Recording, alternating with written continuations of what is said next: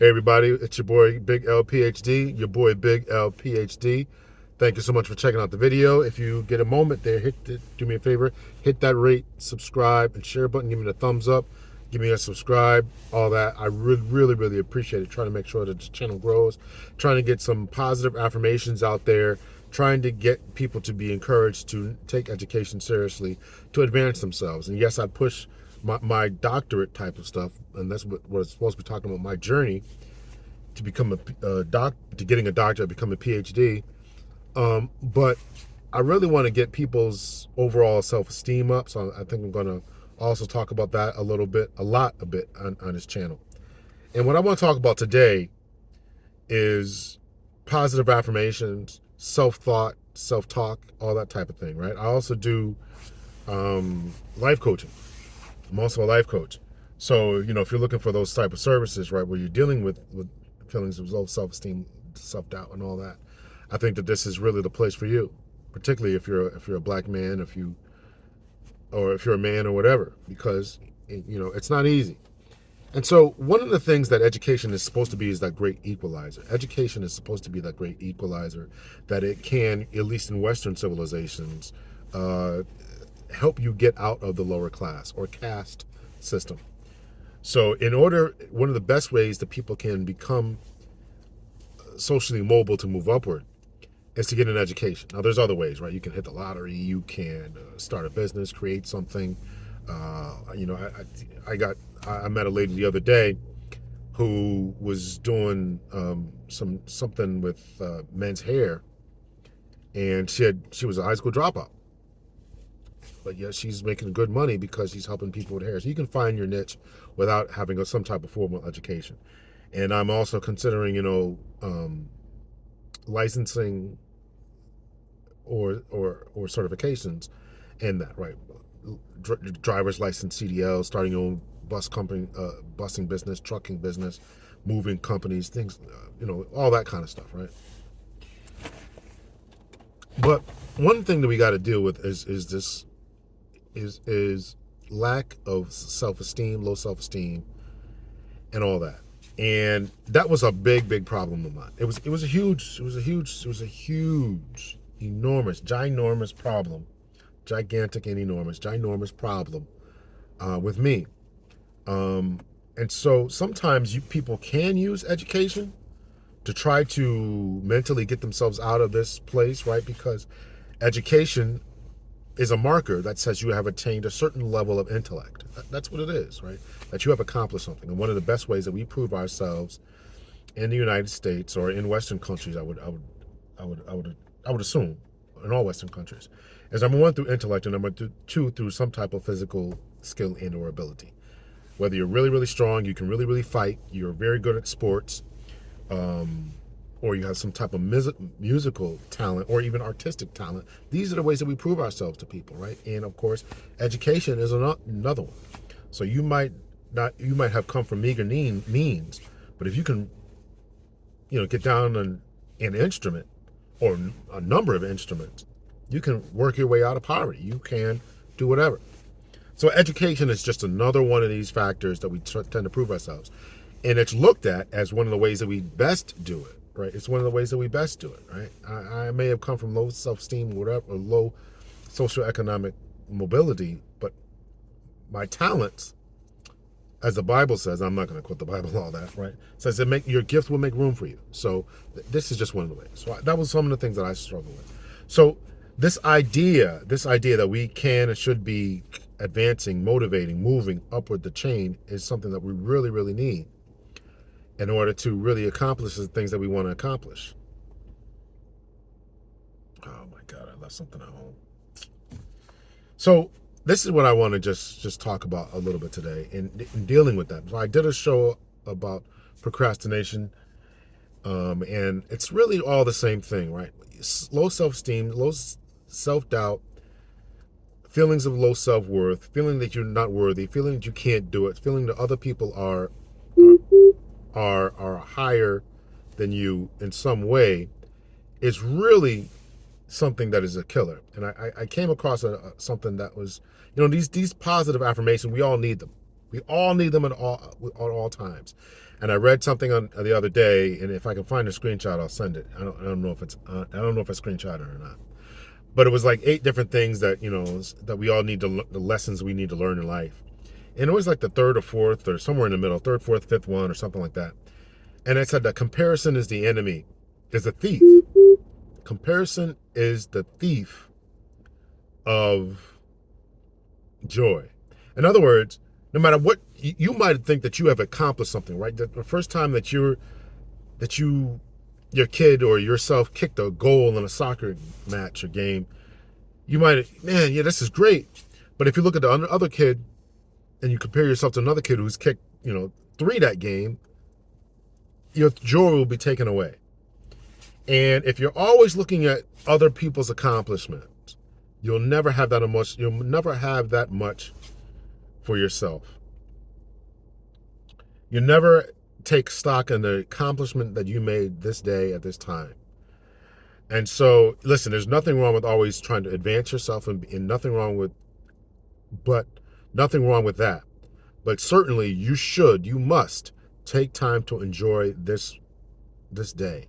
The first time that you were able to play a song by yourself, and I'm speaking regardless of age. The first time that you drove yourself, the first time you drove on the highway, the first time that you drew a picture, the first time that you drove a stick shift, the first time that you took your piloting lessons. Celebrate those things along the way. Celebrate those things along the way. Don't let comparison to other people be a thief of your joy. And so, you really have to deal with those self-doubt, and we have to learn to talk to yourself, in a positive way. Some people are haunted by their past mistakes, feelings of inadequacy, feelings of which your family didn't show up for you, didn't show out for you, feelings of, a loved one, particularly a spouse, told you weren't worthy, told you you were ugly, told you all this type of thing. Your grandparents may have told you that. People my age, I can remember my grandmother saying to me, they were all colorists. My grandmother was a very, very light-skinned woman with red hair, think Malcolm X kind of thing. And, they're all colorists, right? So she used to tell me, don't bring anybody home really, really dark. This is where they came from. This is the world they live in. Unfortunately, those things have changed. Those times have changed, and I'm hoping that nobody puts that on their children or on their grandchildren. I made sure that my daughter knew that she was loved and beautiful, and I think that she is. And I think that she is, not just because she's my daughter, but she's a beautiful young woman. But the feeling, but imagine if I would have told her different things along the way. Her father, the first man to love her, would have put those types of feelings in her mind. That would be limiting and crippling along the way, limiting thoughts that you can't do it. I always had dreams. Well, we all have dreams, and in my dreams, I can never fly. And this is very, very important because as a little kid, 10, 11, 12, we used to tell each other our dreams and stuff, and we'd all be superheroes in our dreams and all that. And my friends used to always tell me, they were flying here, and they were dreaming they were Superman or Mighty Mouse or whoever we looked at. And I was always telling them, listen, I can't fly in my dreams. I try to, I can't. And then maybe a few years later, I told somebody else that. I was like, I can never fly in my dream. And they told me, I don't know their background, they said, those are self-confidence issues. I don't know. I'm saying this now. I never looked it up or never read it. I'm just saying what he said. I don't know his background. I don't know if he read it. I don't know. But he said there was a self-confidence. And it never, ever lost. And I wasn't very old when I said that. I was 18, 19, 20, something like that. When he said, so here I am 50, and I just always remember that. Like, man, self-confidence issues. And listen, I can identify with just feeling a lack of doubt, just. And that's why it's so important when you accomplish something. It was a big deal when I graduated from the police academy. It was a big deal when I became sergeant. It was a big deal when I became lieutenant. Big deal when I became captain. Big deal when I got my bachelor's. Big deal when I got my master's. Big deal. It was a big deal. Because a lot of, for me, was overcoming these things. They're there. Let's not pretend they're not there. And so you got to overcome them, right? Being short, dark, too light, your hair's not long enough, your eyes aren't the right color. We put a lot of pressure on ourselves in this world. We put a lot of pressure on ourselves, and in comparison to other people. Remember, I told you comparison is the thief of joy. We put a lot of doubt, a lot of stuff, things on ourselves. So I think that in order to really combat this, you really have to turn off social media. Number one, turn off social media.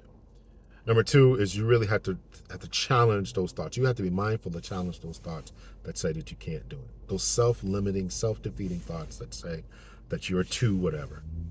You're too dark. I know friends of mine who say that they're too dark. And the friends of mine say they're too short, too tall. And the women who say I'm too tall. Guys want to date me.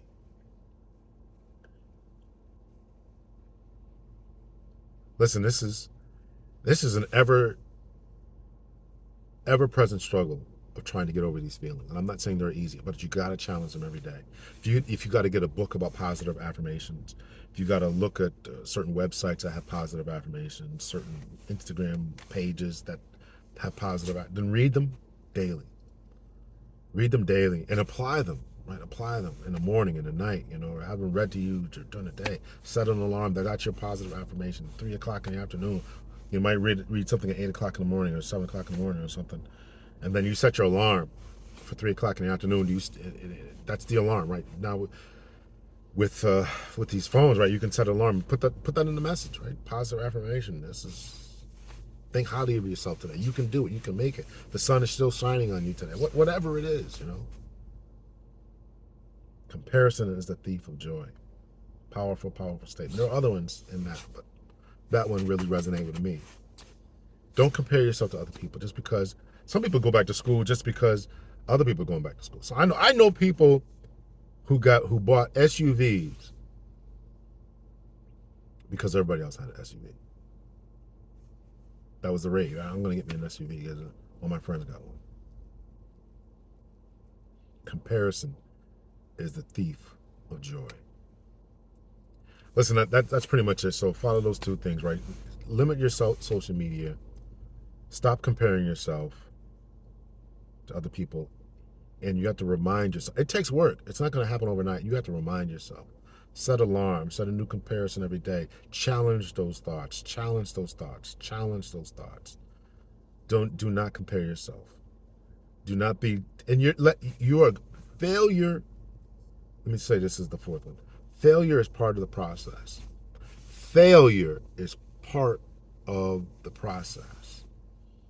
When I got promoted to the rank of sergeant, I came out extremely relatively.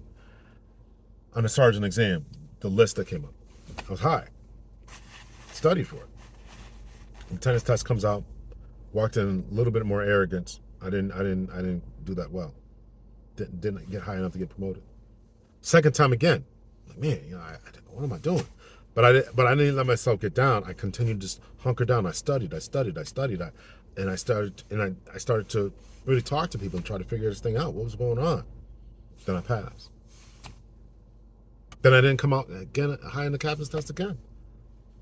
The first time I took it, I came out high, but not high enough.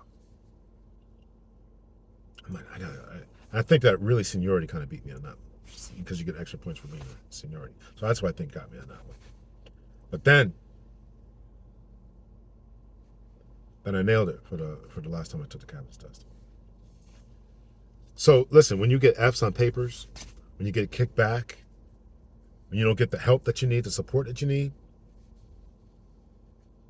it's got to be a learning process. My grandma used to tell me, all life long you're learning something.